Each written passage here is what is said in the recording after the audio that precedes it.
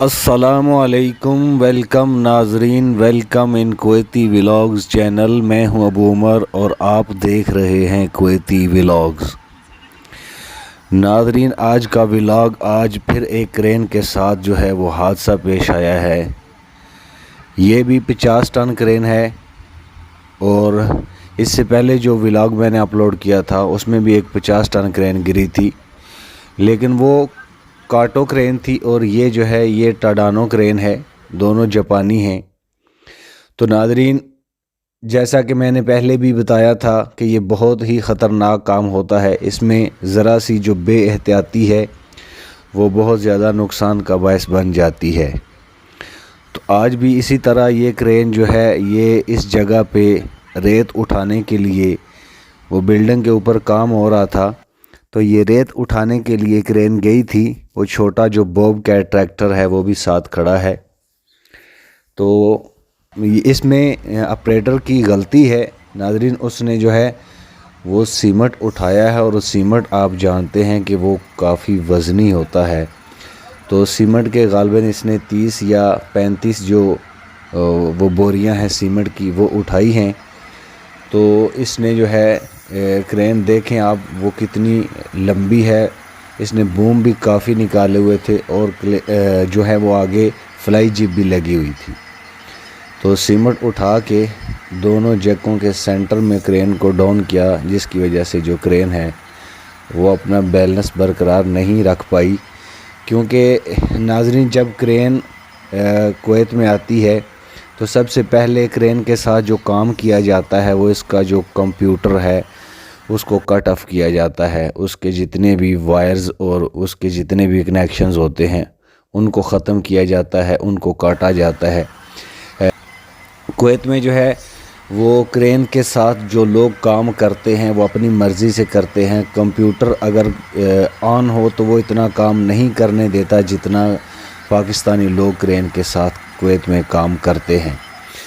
तो अगर कंप्यूटर हो तो वो तो जब डेंजरस हदूद में क्रेन जाती है तो वो वार्निंग दे देता है, लेकिन क्रेन का सबसे पहले जो है वो कंप्यूटर कट ऑफ किया जाता है और उसके बाद ऑपरेटर जो है वो अपने अंदाज़े से काम करता है। तो ये अंदाज़ा जो है ये थोड़ा गलत हो गया, साइड पे डाउन हो गई क्रेन, वज़न ज़्यादा था तो वो आगे की जानब गिर गई है। आप देख रहे हैं कि छत के ऊपर से आगे जो उसकी फ्लाई है वो भी डैमेज हो चुकी है। तो इस तरह जो है वो मिस्टेक हो गई जिसकी वजह से ये नुकसान। नाजरीन, क्रेन जो है वो बैक साइड पे, एक तरफ उसका फ्रंट कैबिन होता है, उसकी बिल्कुल बैक साइड पे ज़्यादा डाउन होती है, ज़्यादा काम कर सकती है। जबकि लेफ़्ट और राइट साइड पे अगर क्रेन को वज़न उठा के डाउन किया जाए तो वो कम काम करती है, वो ज़्यादा दूर तक वज़न नहीं लेके जा सकती। इसी तरह फ्रंट पर भी, आगे वाली साइड पे भी जो है वो ज़्यादा क्रेन डाउन करके आप वज़न आगे तक नहीं लेके जा सकते, वरना नुकसान होगा। तो इसी तरह ये भी साइड पे, एक साइड पे क्रेन को वज़न उठा के डाउन किया गया उसके बूम को, जिसकी वजह से वो गिर गई और ये नुकसान हो गया।